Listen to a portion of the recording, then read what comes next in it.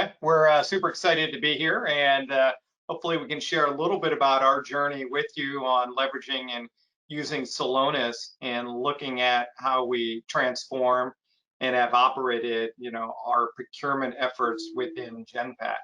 So as we go through today, to give you a bit more background on who we are and what we do, you got our bios of both Sam and I, and Sam and I have kind of been partners in crime in this journey. But what I'd like to do is to share what the next 35 plus minutes is going to be about, is to give you a little bit more insight onto what Genpak does and what we do in particular around the world and how we help and serve our clients. Talk to you about our Salonis journey within our internal use and also as a partner of them and how we serve other clients and where we are headed. So without further ado, let's dive in and we'll talk a little bit about Genpak. So you may not have heard of Genpak, but if you had, you know us through our growth and build out and then spin out eventually from General Electric. So in 1997, we were a part of GE, where we were applying Six Sigma and looking at how we could improve back office functions through that approach, and then also with well-talented and educated folks from all over the world. As GE grew in that business, which started out in GE Capital we then moved to other GE businesses, and they said, why don't we then start looking at how we can help clients in and around that GE served. And then GE said, hey, you know what, this isn't our core competency. So we spun out of General Electric through a rapid growth. We were listed on the New York Stock Exchange in 2007. We have had a great growth rate of helping clients all over the world improve and run through digital and people and process many back office functions, which I'll highlight in a moment. We're close to 100,000 folks all over the world. We do delivery centers out of 30 countries. We talk over 30 different languages. We continuously drive digital innovation with and through partnerships with companies such as Salonis. We focus in finance and accounting. We focus in procurement. We focus in risk and customer onboarding, etc. So super happy to be here. I think you'll enjoy getting a little bit more of our insights on what we do and how we do it. So let's talk a little bit about Salonis. So we actually started a partnership with Salonis approximately 2+ years ago. As it was emerging in the US, we were very fascinated in Genpak and how we served our clients in the approach of how you could digitize processes, look for inefficiencies, areas for improvement, etc.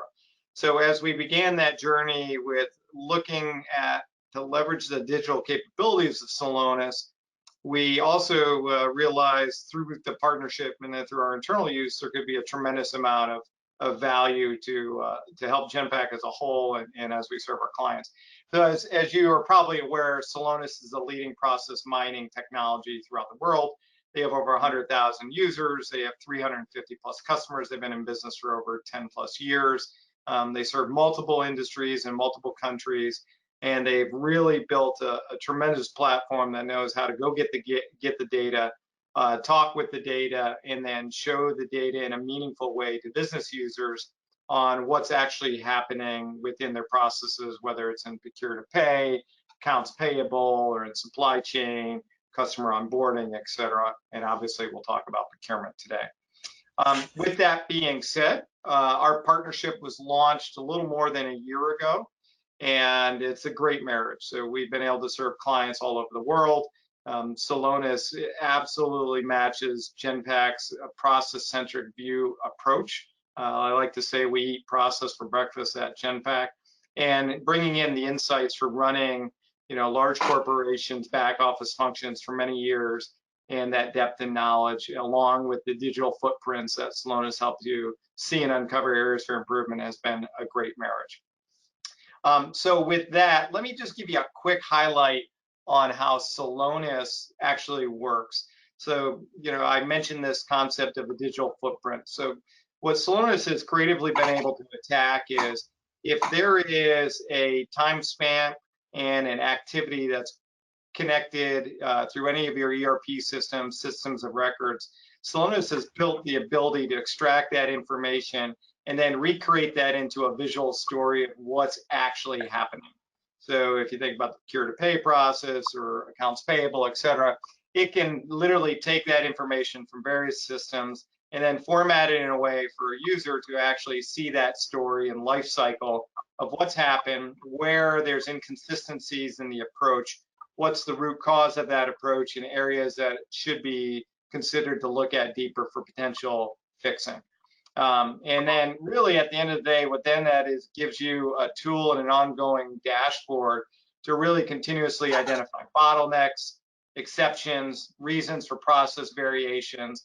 And really the way you can look at it is then go in and improve it. The analogy I like to give is if you follow Formula One, they're the pit crew chief that can tell the driver how they're driving and what to look out for, where there's accidents, when to come in for fuel, et cetera. And that power of Salonis is really dramatic in helping companies all over the world improve how they're running their operations and areas for really driving change and transformation. So I'm going to hand this over to Sam and tell you guys a little bit about our internal journey and use, what we do in procurement, and we'll go forward from there. So Sam, I'll pass over to you. Thanks, Scott. So when we think about Genpak procurement, we have spent about $890 million with third parties, and we would call that our influenceable spend, so things that should be going through sourcing and things that should have a PO, etc., associated with them.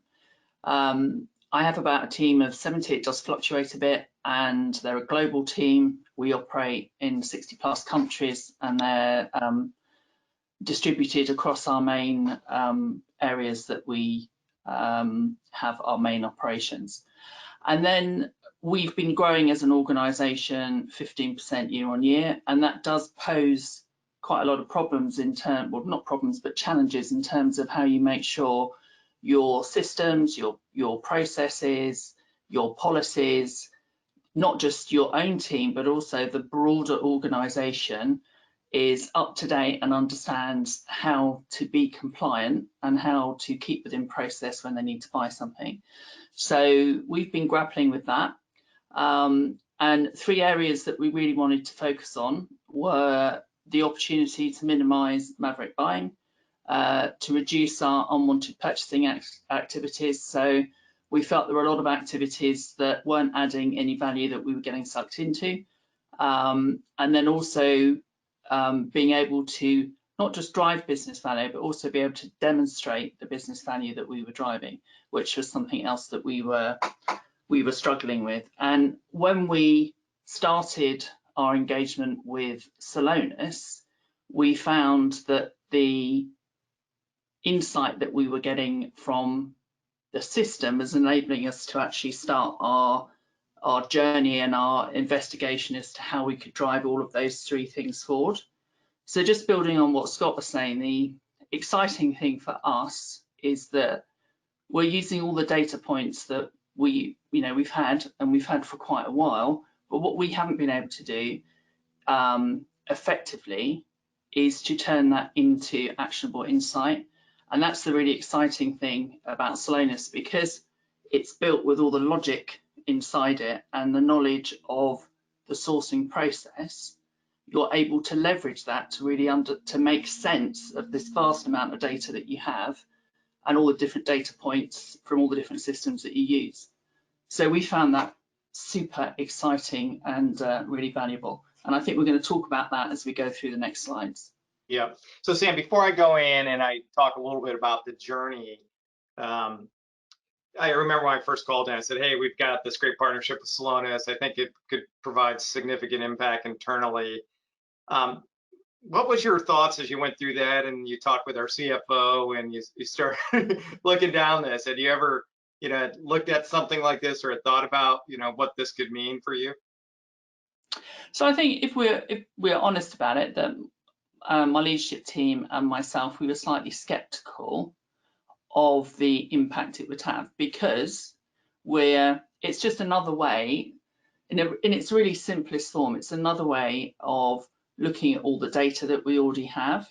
And you kind of, we all pride ourselves that we have been doing a good job actually doing that ourselves, but it's only when you see the power of creating the digital twin in terms of the process that we're running, and then understanding all the different ways in which things don't follow the to-be process. So everything that's there and all the different, what can be hundreds of different routes things take through our sourcing process, really helps you to focus on what's important and where all the kind of the noise is in the system. Yeah, and I have to suspect that the mindset to look for opportunities to improve really has to be reinforced, because quite often, as we've served and helped clients too, sometimes people are taking this the wrong way to point out where they're not doing well versus, this is an opportunity to really tackle things that could get better, right? I know you really had driven that mindset amongst the team, because they were a little skeptical when we started, right? Yeah, no, I think we all were, but it's really interesting how quickly people have been won over. And I do think one of the key things that have helped that is we're no longer scrabbling around trying to find data and trying to understand what the data is telling us. What we're focused on now is how we improve what we have and how we have the right conversation. So from a kind of a process or system perspective or policy perspective, but then we're working with the business in a much more targeted way to understand why they are working outside of that process. And so we're having a much higher level of conversation, or real change management around how can we help them with the challenges that they've got, rather than just focusing on why didn't you raise a PO at the right time, and the more kind of transactional conversations we were having before. Yeah, and I know one of the big benefits we've seen internally is the ability to tackle the subject really on facts versus just a transaction, right? And where people have areas of responsibility. That's a huge, it's not like he said, she said. You can go, here's what's actually happening. Okay, well, let's peel what that means back, and is there a better way to achieve the savings targets and the purchasing process we have set up? Yeah, absolutely. So why don't we talk a little bit about this journey? You can see the big stages that we're having, we're still going through, but if you could peel back a little bit more for the audience in detail, what each phase meant, maybe some of the things we were learning as we were going through, in your mind, how long, and some of the highlights of these, that would be great. Yeah, so in terms of onboarding and implementation, obviously it's only going to be the initial scraping of the data and running it through the if you like, the process maps and things that you end up with. It's only as good as the quality of the data that you put in. And some organizations I know are very fortunate to have very clean data. We don't have very clean data. Part of that is just part of growing as quickly as we have as an organization. So things change constantly, and it's very hard for everyone to keep up with that. So the work that we did initially was actually going in and looking at where we could see we had big gaps in our data, or where things weren't going to be categorized properly, or where examples might be where we had systems that sat outside our main ERP system, and how did we start to bring that data into the overall process so that we didn't have a big gap where nobody could see what was happening in that part of the process.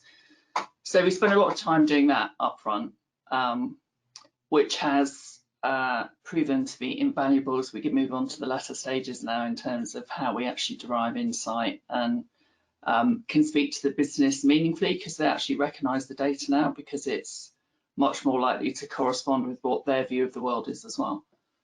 Yeah, and I think one of the interesting things is, if you look at the onboarding implementation, there was that first phase of getting people's mindset around what the possibility could be, right?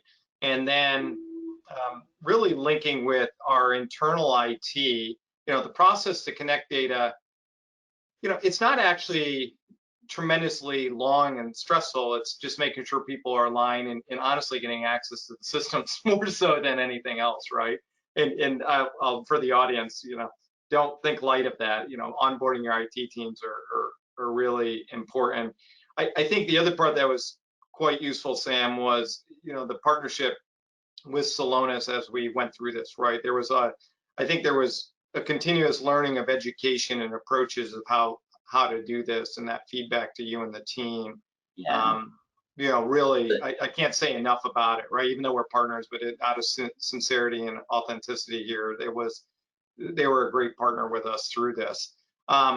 So, you get to this, you get it plugged in, you're starting to see some stuff. How did people take it? Were they like, wow, this is great? Or were they thinking, oh my God, what does this mean? Or So I think our biggest challenge, and actually the big enabler for us, I should say, is the fact that we decided that we weren't going to be afraid of what the data told us, right? So and that we were going to use it as an opportunity to understand our data better. And the reason I say that is because the first time the data's run, it can show some things that are, quite scary in terms of your process gaps, or just things that are happening outside of that standard process. And it's only when you then start to peel back the layers, you get all the nuances that are specific to your business. And that's when it starts to get really interesting and allows you to have those really valuable conversations with the business. But we were quite open about that first one of the data. And the thing it did for us is it opened up the executive sponsorship that we needed to drive some of the change management, because we weren't sure how big an opportunity we had, and the numbers showed that it was quite a big opportunity. Everyone aligned behind us to actually help us work out what the numbers really told us. So it worked very well for us, and I think we've got the amount of insight that we now have into our processes compared to where we were pre-Salonis is amazing. It's light and day in terms of what we can now do with that data.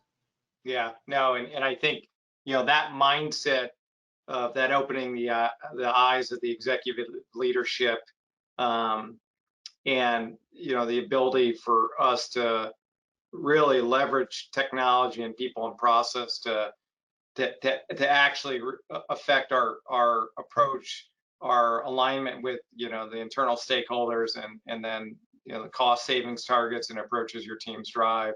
It really just, from an outsider looking in, it really just changed the conversation for us, right? I mean, it was that impactful that everybody was like, can we do this better? Can we learn more? Can we tackle and collaborate versus, confront each other, right? Which I thought was quite positive.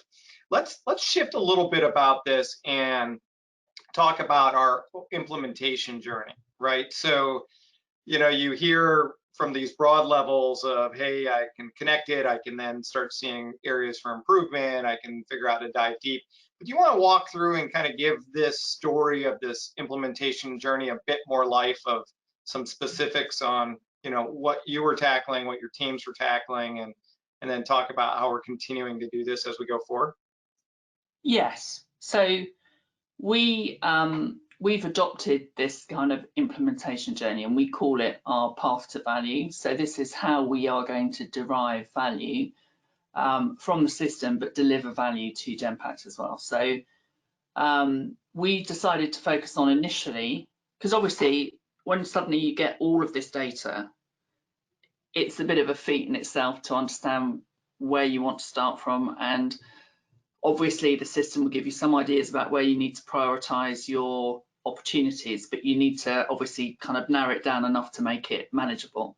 And so we've looked at 3 processes in varying levels of detail, because we're at different levels of progress against each of those. So the main one that we looked at, and the one we started with, was the maverick buying. So identifying our maverick spend, and then working out what we do about that.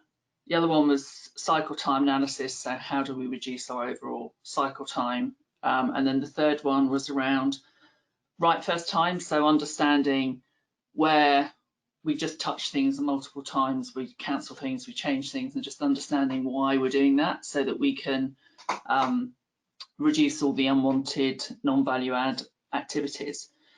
So we've identified those, we prioritized them. Our number one priority has been the Maverick spend. We've spent quite a lot of time now looking through the root cause analysis and understanding within that how we're going to prioritize the activities that we have. So I'll give you some examples of what we've done. So first of all, we prioritize the understanding of activities that were bypassing sourcing and then bypassing the PO process altogether. So and as part of that, we've then been able to look at what happens to those invoices that come into Genpak that are orphaned and don't have a PO attached to them. So we've been able to then double down on, well, how do we sort all of that out? But also, how do we make sure that people move into the process next time around?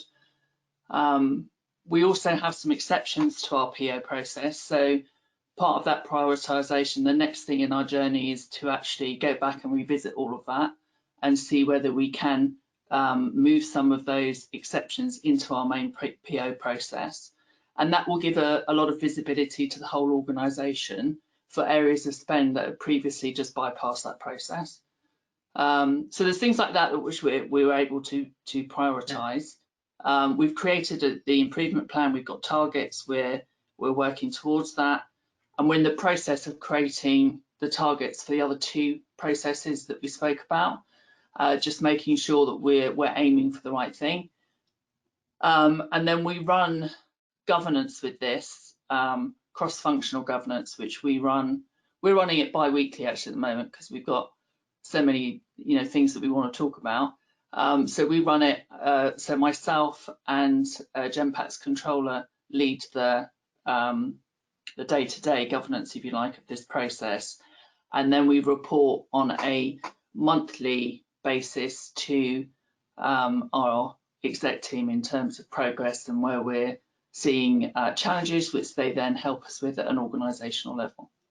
Yeah, and what's interesting is I often hear this with the clients we serve too, because Salonis can uncover a lot of areas, right, and can also let you understand what the impact. I think focusing on those key areas in the beginning that are going to be your KPI markers, right, are so important as you get through the initial journey, right? So, yeah, that thing, it's really, I think, taking that kind of mindset is really important, especially for the audience as you think about this. You're going to be leveraging this and using this for a long time, but especially with alignment with the executive teams, et cetera, showing that people call it the low-hanging fruit, but those things are really going to matter for an impact and change, and then managing how long that change and the progress of the change matters. So, Sam, we've been at it for a bit. You want to just give us overall how we've done to date? Yeah. So we've reduced our Maverick buying. It's currently running at about just over 1% in terms of true Maverick buying. So we're hugely excited to have been able to achieve that. And that's obviously come with an associated saving of $8 million.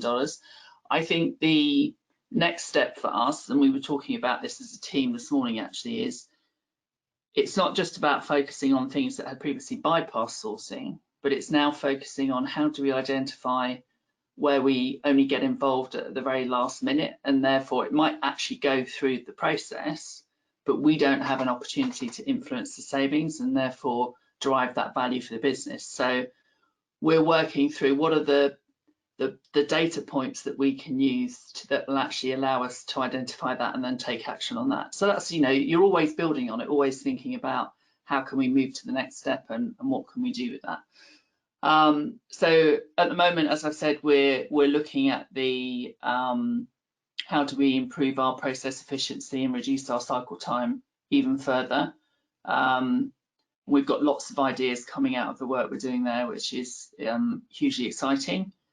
I think just the reduction of the these are the three that we've really focused on, but a byproduct of that has almost been the reduction of the administrative burden for the team, because we don't have to spend so much time on data collection. What we're spending time on is looking at the insights and taking action, and then being able to demonstrate and measure those better business outcomes are where we're kind of heading at the moment. We've just done a voice of the customer survey, and the number of people that are now aware of our processes and what they need to do has dramatically increased, which shows also that people are actually working with us on this rather than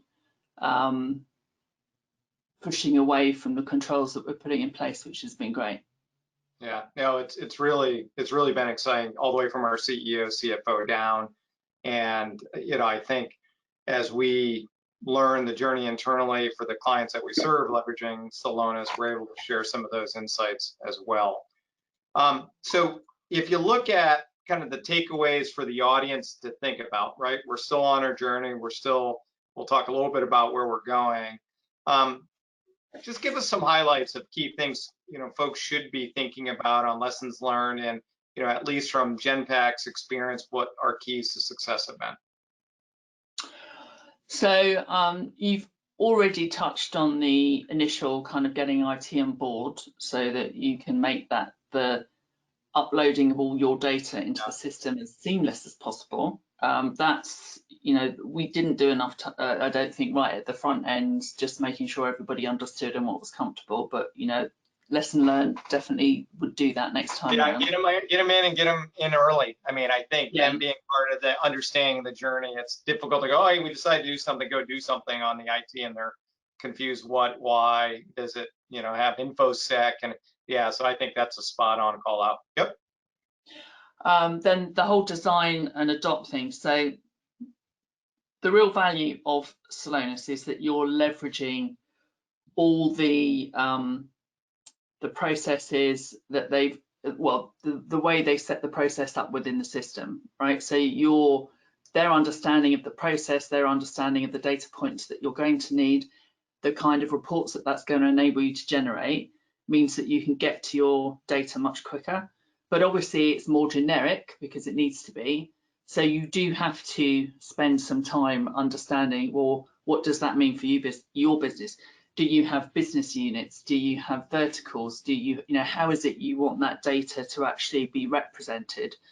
And so you do need to get your hands dirty quite early on. And that's difficult because at that point, you don't really know what you want.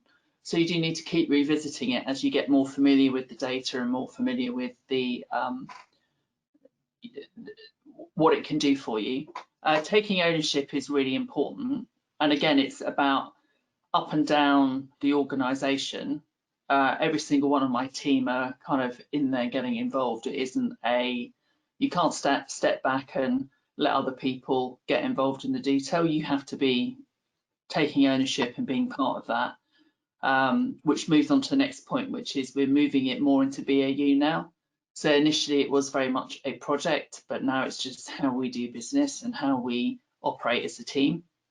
And we're constantly thinking about how can we do it? How can we use that data to improve what we do?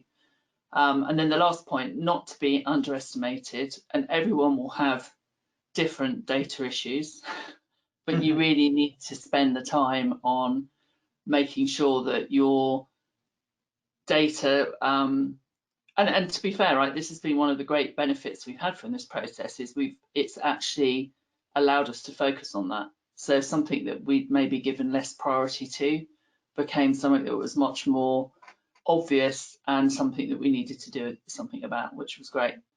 And then obviously we've had our success, which is around the executive alignment. Our COO and CFO have been, very proactive in their support of this project, which has been great. We've also worked across, it's a full cross-functional team. So quite seamlessly, actually, the sourcing team and the accounts payable team have been working this together. But we've also been working, more broadly than that with all the business teams, so that's been great. The what's in it for me piece is different for different groups of your stakeholders, and it's really important to identify that, and that's where these more strategic conversations have really helped, because we've actually been able to identify, for some people it's about cycle time, for other people it's about just the noise, not understanding what's happening to their own processes, etc. And for other people it's about savings, so it's great. And then, we've got more to look forward to, and the organisation generally is excited about the next things that we're going to be looking at, one of which is really using the Action Engine functionality and seeing how we can help that to drive that day-to-day activity that we do. Yeah, and I think that's a great segue as we get into where we're going. If you look at it, this predictive capability with Salonis using the AI and machine learning to identify a potential process breakage by impact amount beforehand to the user that would touch or users in the process is super exciting. So maybe Sam, why don't we just quickly highlight before we get into questions, what the future is looking like from us, and then even beyond procurement, right, in the other areas, and how with your colleagues you're going to align some of the predictive capabilities and some of the accelerators, and then we'll get into Q&A. Okay, so we're moving out beyond just the sourcing activities, which I think is the important thing for us. So our controllership team are now picking up the baton and looking at the processes that they can use Salonis for in terms of driving further opportunities for them. And that will, as it has done for us, spawn a whole new load of activities out into the business, which I think is good. In terms of the operational apps and Action Engine, I'm going to be honest here and say that there's a lot of new functionality that Salonis have driven through those that we're not up to speed with yet, because we've been focused on driving the kind of the core functionality. So we're really keen to understand that now, and I believe that the link from Action Engine back into Oracle is now complete, which means that we don't have to keep swapping in between systems. So that is going to drive a lot of excitement around how we do that. So that's definitely something we're focusing on in the next couple of months. And then the accelerators, maybe Scott, you want to talk a bit about those? Yeah, so I mean, the accelerators is a really, promising, exciting area where it's, pre-built, focused topic areas of procurement, et cetera, that are going to, drive change from dashboards, KPIs, drill downs that you can get going and using and tweaking to run, your functional area, and then across the board where there's connected process areas in a whole new fashion. And in the old days, you might need to have to build what that would look like or shape it, et cetera. So we just, for how we're serving clients today, but also our internal use, this is incredibly promising. And as Genpak is able to put its own lessons learned in IP in and around how we serve clients, it's just going to benefit everybody. So super, super excited about that. So with that said, Sam, we got a lot going on. So it's been a good journey. Just at the end of the day, I just to reiterate, I said, I think our relationship in support from Salonis, the kind of impact we're seeing, you'd say we're pretty pleased with how this is moving. Is that correct? Yeah, no, we are super excited. Excellent. Super.